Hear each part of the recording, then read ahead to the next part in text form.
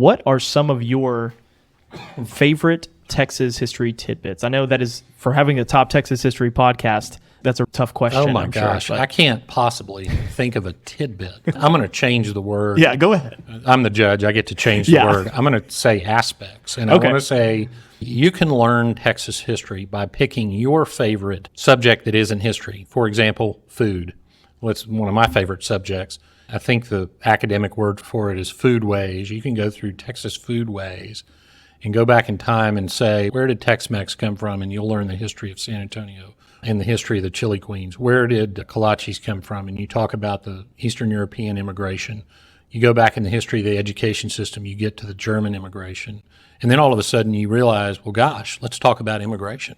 Let's talk about the different groups that came to Texas, as we mentioned earlier in this interview. And every group that has entered Texas on any scale has woven itself into the fabric of Texas somehow. Well, okay, if that's true, then Texas really is one of the most diverse places you can imagine.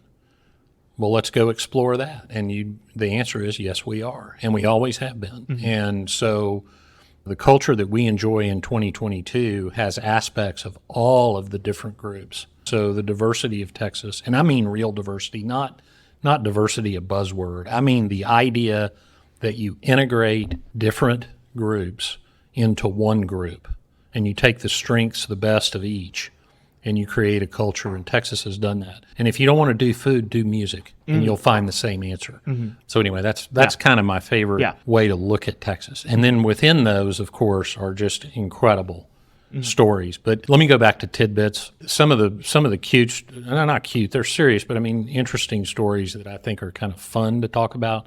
First kind of flying airplane was a Texan in 1865. I don't care what the Smithsonian says. The crash at Crush, this huge steam locomotive train crash that was staged outside of Waco, that's a fascinating story. You wonder why we were the pro wrestling capital of the world for a while. You go back and read that story about a staged train wreck, and you'll discover why. If you want to go talk about the history of rodeo, you're going to learn about the relations with the Comanches. There was a rodeo or what you could call a rodeo staged by a Texas Ranger and some Comanche in San Antonio, where they had riding contests and shooting contests between the Rangers and Comanches. It was all friendly and competitive and great. And I didn't learn that until I started did an episode on the history of rodeo. There's a boxing match held on an island in the Rio Grande when boxing was illegal that involved Wyatt Earp.